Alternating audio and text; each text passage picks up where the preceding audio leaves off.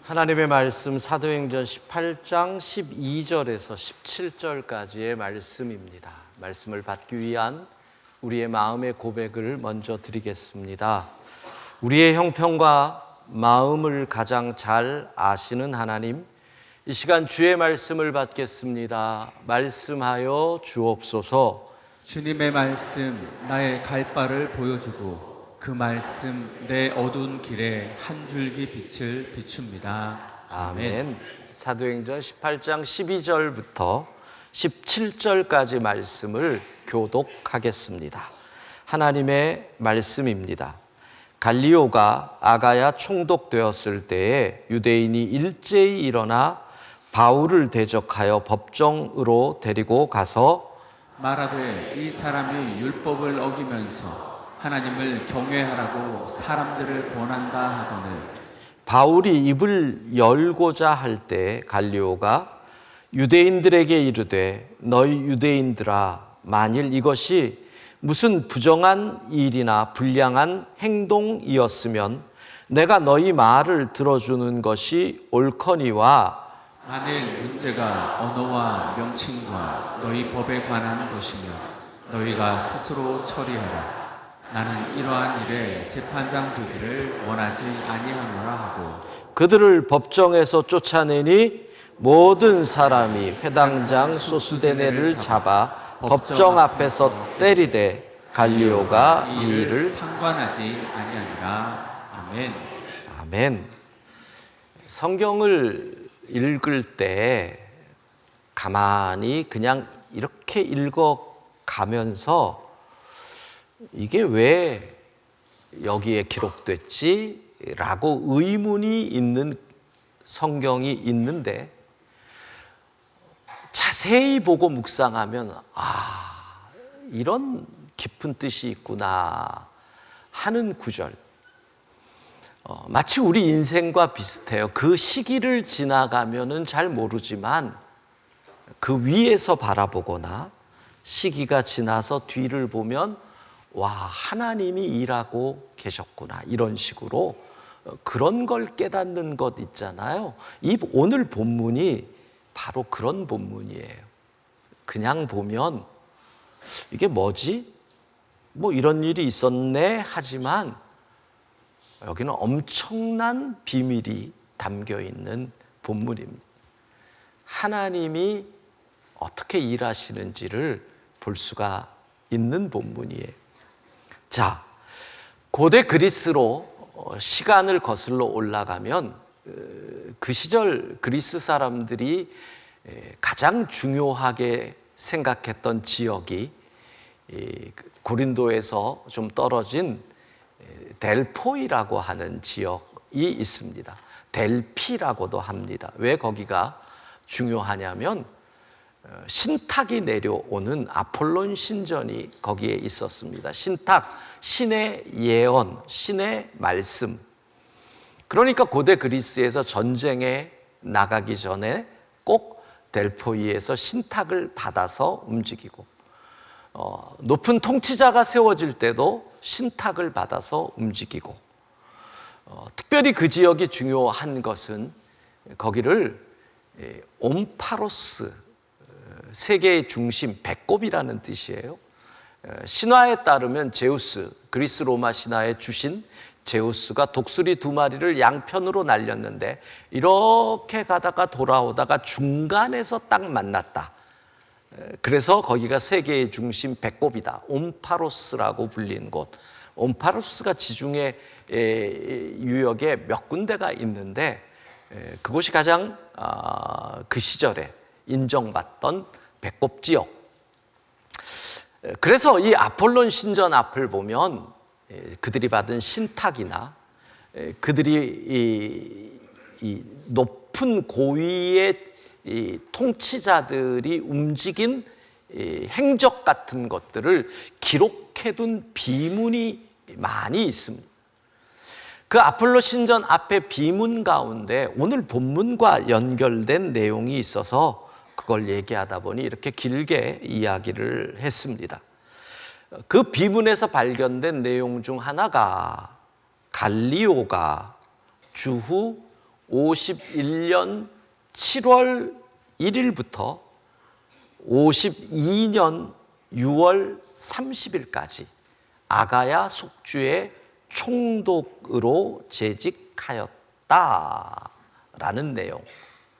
자, 오늘 본문 12절, 갈리오가 아가야 총독 되었을 때에, 그러니까 이 본문은 주후 51년 7월부터 9월 사이에 일어난 사건임을 알 수가 있습니다. 그 이유는 지난 2주 전에 로마 황제가 칙령을 내려서 로마에 사는 유대인들을 모두 쫓아냈을 때가 주후 49년,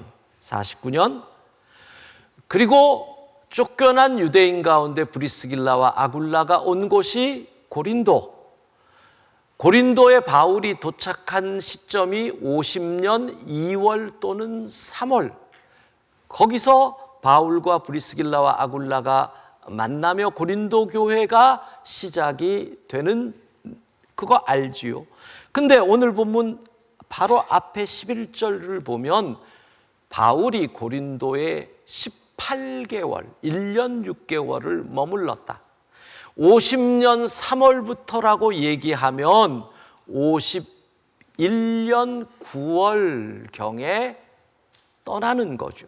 시기적으로도 맞아요. 왜냐하면 당시의 해상의 기후와 항해를 할 수 있는 기술을 보면 11월부터 2월까지는 지중해에 배를 띄우지 못하는 풍랑이, 겨울 풍랑이 심하기 때문에, 그러니까 어쨌든 9월, 10월에는 배를 타고 터키 지방, 지금 에베소로 건너가야 되거든요.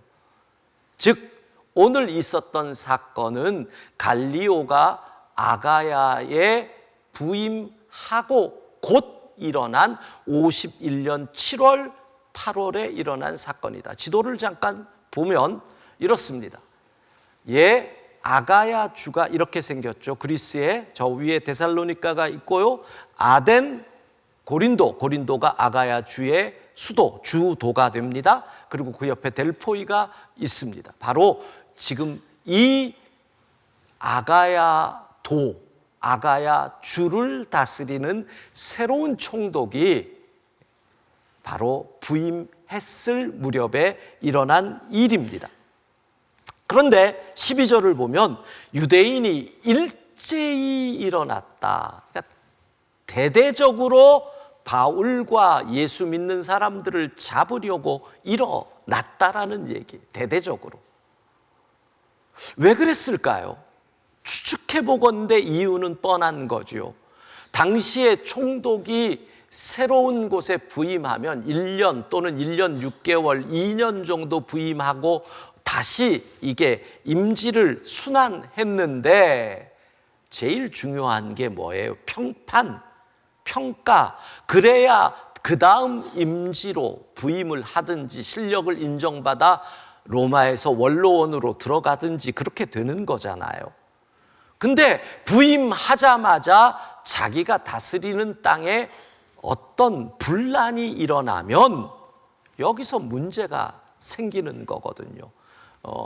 근무 평점에 F 뭐 이런 게 나오는 거거든요. 그렇기 때문에 지금 유대인들은 이렇게 압박하는 겁니다. 이 문제 해결 안 하면 너 쉽지 않을 거야. 이런 상황인 겁니다. 저는 이 본문을 읽으면서 그냥 처음에는 이거 읽으면서 이걸 갖고 설교를 어떡하냐? 이걸로 뭐 어떻게 설교를 해야 되지?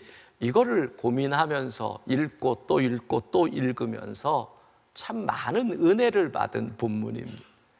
여러분, 악은 참 부지런합니다. 선은 참 순진합니다. 악은 끊임없이 선을 넘어뜨리려고 머리를 쓰고 수십 가지 방법을 동원하는데, 선은 한 번 위기가 지나면 내가 착하니까 이제는 끝났어 라고 생각을 하는데 바로 그 틈을 노려 악은 들어오는 거죠. 악은 계속해서 기회를 엿봅니다. 그래서 사도 베드로가 뭐라 그래요? 우는 사자와 같이, 우는 사자와 같이 끊임없이 기회를 노리고 있는 겁니다. 법을 이용합니다. 돈을 씁니다. 권력을 이용합니다. 여론을 통해 압박합니다. 근데 문제는 오늘 본문도 그렇고 역사를 통해서도 그럽니다. 선은 악의 수십 가지 방법에 대응할 수 있는 게 별로 없습니다. 선이 대응한다고 해서 칼을 휘두르면 그것은 더 이상 선이 되지 못하기 때문에 그렇습니다. 선이 악을 대응할 수 있는 유일한 방법은 내 입을 열어서 내가 말하는 것이 진리임을 변증하는 것밖에 없습니다. 이게 역사입니다. 그런데 이번에는 바울이 입을 열으려고 하니 총독이 그 입을 막아버립니다. 스데반도 입을 열었습니다. 돌을 맞으면서도 입을 열어 예수 복음을 전할 수 있었습니다. 근데 바울은 아무 말도 못합니다. 그러니까 지금 바울의 심정이 어떠하겠습니까? 내가 어떻게 해야 되지? 방법이 없는데 여러분, 우리의 인생길 믿음으로 살다 보면 그럴 때 많습니다. 힘도 없고 돈도 없고 끈도 없는데 억울한 일을 당합니다. 입을 열어 말해야 되는데 말도 못합니다. 얼마나 그런 일이 많은데요. 예수님 믿기에 참아야 되는 일 참 많습니다. 예수님 믿기에 양보해야 되는 일 참 많습니다. 믿는 며느리들이 명절만 되면 믿지 않는 시어머니에게 갈 때도 내가 예수님 믿으니 이번에도 참고 간다. 믿음 때문에.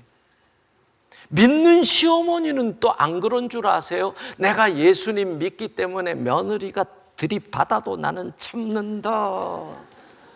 믿기 때문에 말도 못하고 당하는 일이 많다는 겁니다.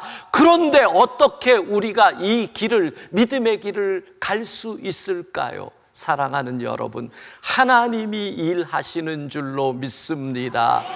하나님이 일하시기에, 하나님이 역사하시기에, 하나님의 방법이 있기에 우리는 입이 막혀도, 억울해도, 손해를 봐도 이 길을 걸어갑니다. 그래서 반드시 정의가 승리하는 역사의 교훈을 우리는 볼 수 있는 거지요. 자, 하나님이 어떻게 일하시는지 볼까요? 놀라우신 하나님은 상상을 못할 방법으로 일하시는데요. 생각도 못했던 로마의 총독 갈리오를 사용하십니다. 바울은 생각했을 겁니다. 말도 못하게 하네. 이 상황에서 내가 입을 열어 예수 복음 못 전하면 끝인데, 야, 고린도에서 또 쫓겨나나 보다. 내가 할 수 있는 게 없구나. 그 상황에서 갈리오 총독이 뭐라고 하는지를 주목해야 됩니다. 이렇게 말합니다. 너희가 지금 주장하는 것, 유대인들이 부정한 일이나 불량한 행동에 관한 것이라면 내가 개입한다. 왜? 그것은 로마의 법을 어기는 것이니까. 그런데 이것은 그런 일이 아니다. 이게 뭔데요? 15절을 보면 이렇게 돼 있죠. 언어와 명칭과 너희의 법에 관한 것이다. 그러니까 이건 종교의 영역이라는 거예요. 이미 황제가 유대인들에게 유대의 종교와 풍습과 문화를 따르는 것은 허락을 해줬거든요. 여러분, 이게 왜 일이 중요한 일인 줄 아세요? 역사에서 로마의 판결권을 가진 고위 총독이 기독교를 법적으로 인정해 준 첫 번째 판결인 거예요. 알잖아요, 판례라는 거. 대법원의 판례가 떨어지면 1심과 2심에서는 그 판례를 따라가야 되는 거예요. 다시 한번 지도를 보세요. 아가야라고 하는 이 큰 지역에 고린도에도 교회가 있어요. 아테네에도 교회가 있어요. 이제 이 교회에서 믿음 생활을 하는 기독교인들은 유대인들이 법을 걸어서 이 믿음이 잘못된 것이라고 소송을 할 수가 없게 된 것이고, 로마인들이 기독교인들에게 시비를 걸어도 법적으로 우리는 인정받았어, 믿음의 길을 걸어갈 수 있는 법적인 근거를 얻게 되는 중요한 판결을 받았다라는 거예요. 여러분, 이 판결이요, 초대교회가 로마에서 뿌리를 내릴 수 있는 중요한 근거가 되는 거예요. 이 판례가 아가야에서부터 전 로마로 점점 번져 간다는 거예요. 사랑하는 성도 여러분, 내 입까지 막혔습니다. 절망적입니다. 포기할 수밖에 없습니다. 그러나 그때 하나님이 일하신 줄로 믿습니다. 하나님이 일하시면 되는 거예요. 우리가 살아가면서 이것을 믿고 이것을 체험하는 것, 따라합시다. 오늘 하나님이 일하십니다. 오늘 하나님이 일하십니다. 예, 우리가 볼 때는요, 판사가 돈으로도 움직이고 권력으로도 움직여서 나는 아무것도 못할 것 같아요. 나는 힘도 없고 백도 없어요. 절망이에요. 그러나 하나님이 일하시면 바위와 같은 이들이 움직이게 될 것이고, 역사가 바뀌게 될 것이고, 하나님의 뜻이 이루어지는 줄로 믿습니다. 자, 그런데 하나님의 일하심이 여기서 끝나지 않는다는 거예요. 17절 같이 읽습니다. 모든 사람이 회당장 소수대네를 잡아 법정 앞에서 때리되 갈리오가 이 일을 상관하지 아니하니라. 예, 회당장이 이름이 뭐예요? 딱 질문할 때 지워졌네. 예, 소스데네, 회당장이 소스데네요. 근데 바울이 고린도에 처음 왔을 때 회당장은 요 위에 8절을 보면 그리스보라는 사람이에요. 근데 왜 소스데네로 바뀌었을까요? 8절을 보니 그리스보가 온 집안과 더불어 주를 믿으며, 원래 회당장이었던 사람이 예수님을 믿게 되므로 그 회당장 직위가 아마도 박탈된 것으로 봐요. 그리고 새로운 회당장 소스데네가 있는데 갈리오 총독의 판결 이후에 이 소스데네가 재판정 앞에서 린치를 당하는 거예요. 와, 이게 어떻게 된 일일까요? 모든 사람이라고 돼 있어요. 그러니까 유대인뿐만 아니라 로마 사람들까지 같이 소스데네를 때렸다는 거예요. 여러분, 이 소스데네가 뭐예요? 악의 근원입니다. 뿌리입니다. 회당장으로서 새 총독이 올 때 예수 믿는 사람들을 쫓아내면 이번 아니면 안 된다라고 생각해서 음모를 꾸민 사람인 겁니다. 사람들에게 바람을 집어넣었을 겁니다. 야, 이번에 우리가 힘을 모아 일제히 나가면 총독이 우리 뜻을 받아들일 거야. 또 어쩌면 이렇게 선동했을지 모릅니다. 이미 총독하고 다 얘기 끝났어. 우리가 가기만 하면 쟤네들은 끝이야. 이렇게 선동을 했는지 모릅니다. 어쩌면 로마 사람들까지 일당 주면서 자리를 차지하라고 했을지도 모릅니다. 그런데 이런 결과가 떨어지니까 여기에 온 사람들이 화가 난 겁니다. 야, 네가 큰 소리 쳐놓고 이게 뭐야? 우리가 망신당한 거잖아. 도리어 이 일이 기독교인들이 살아나는 기회가 된 거잖아. 너 도대체 뭐 한 거야? 이러면서 그를 향하여 주먹을 휘두릅니다. 자기가 판 함정에 자기가 빠집니다. 이런 걸 우리는 뭐라고 얘기합니까? 사이다. 속이 시원하다. 예. 권선징악의 드라마가 연출이 되는 겁니다. 여러분, 우리를 노리는 악이 계략을 꾸밉니다. 사람을 선동합니다. 없는 말로 모욕을 합니다. 권력자와 연결된 끈으로 압박을 합니다. 근데 우리는 힘도 없고 능도 없고 할 말도 막혀버립니다. 그러나 그때 하나님이 일하십니다. 하나님은 얼마나 우리를 사랑하시는지 우리 손에 피 한 방울 안 묻히게 해주시고 자기가 스스로 자기가 판 함정에 빠지게 해주십니다. 하나님이 일하시는 줄로 믿습니다. 이것이 하나님의 일하심입니다. 저는 이 본문을 보는데요, 구약 성경에 나오는 한 이야기가 생각이 납니다. 페르시아 제국의 총리 하만과 맞짱 뜬 모르드게라고 하는 사람의 이야기가 생각이 났습니다. 에스더 7장 9절 같이 읽습니다. 왕을 모신 내시 중에 하르보나가 왕에게 아뢰되 왕을 위하여 충성된 말로 고발한 모르드게를 달고자 하여 하만이 높이가 50규빗 되는 나무를 준비하였는데 이제 그 나무가 하만의 집에 섰나이다. 왕이 이르되 하만을 그 나무에 달라 하매.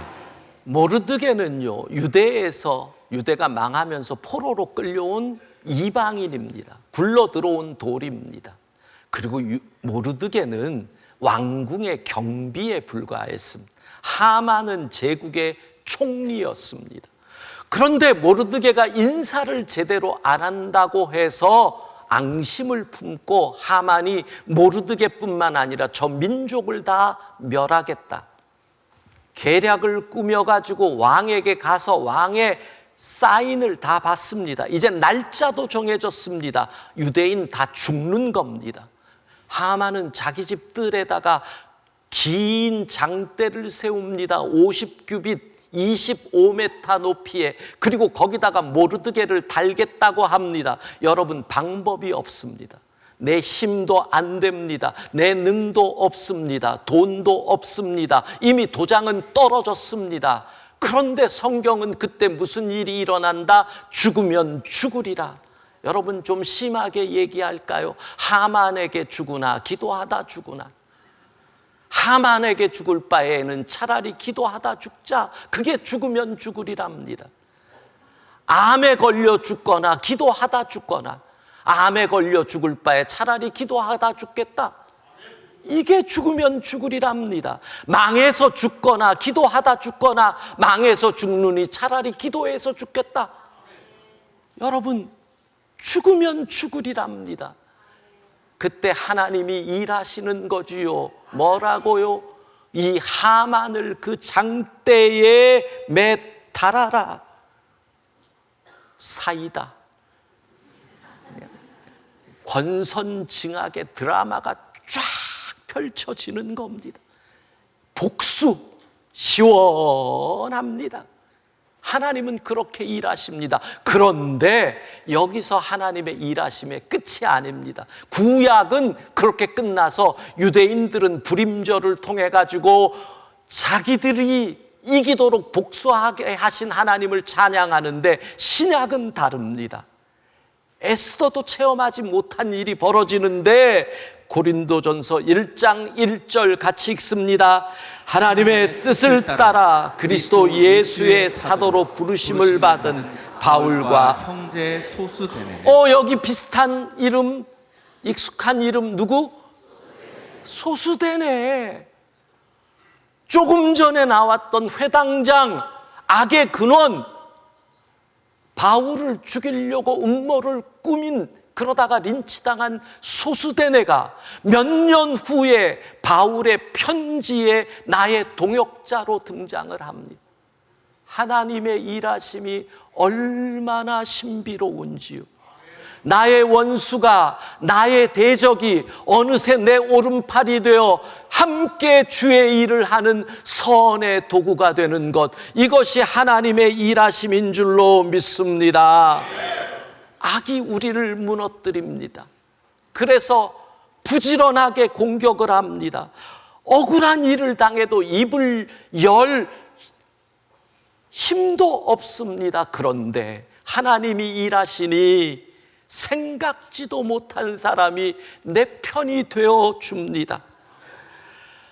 하나님이 일하시니 나에게 넘어지라고 함정을 판 자가 도리어 함정에 빠집니다. 그 바람에 그동안 꽉 막혔던 게 뻥 뚫리지요. 그런데 하나님의 일하심은 거기서 끝나지 않습니다. 그 원수가 변하여 새 사람이 되어 내 오른팔이 되어 함께 하나님의 일을 선포하게 됩니다. 할렐루야. 우리 하나님이십니다. 하나님은 이렇게 일하십니다. 사랑하는 성도 여러분, 우리가 이 하나님을 믿기에 이 길을 걸어갈 수 있는 것이고, 우리가 이 하나님을 믿기에 우리는 오늘도 바보 같지만 참을 수 있는 거고, 이 역사 속에서 같이 칼을 들고 싸우기를 했어요. 이 역사 속에서 돌멩이를 던진 것도 아니잖아요. 선하게 예수님처럼 믿음으로 죽으면 죽으리라 기도하고 하나님이 일하시는 거예요. 우리의 인생에서 하나님의 일하심을 날마다 체험할 수 있기를 바랍니다. 언제 하나님이 일하시는지, 악이 부지런히 공격해 올 그때 하나님은 어떻게 일하십니다. 내 능으로 방법이 하나도 없을 그때 하나님은 일하십니다. 목사가 물어도 답이 없을 그때도 하나님이 일하십니다. 억울하지만 말 한마디 못할 상황인 그때도 하나님은 일하시는 줄로 믿습니다.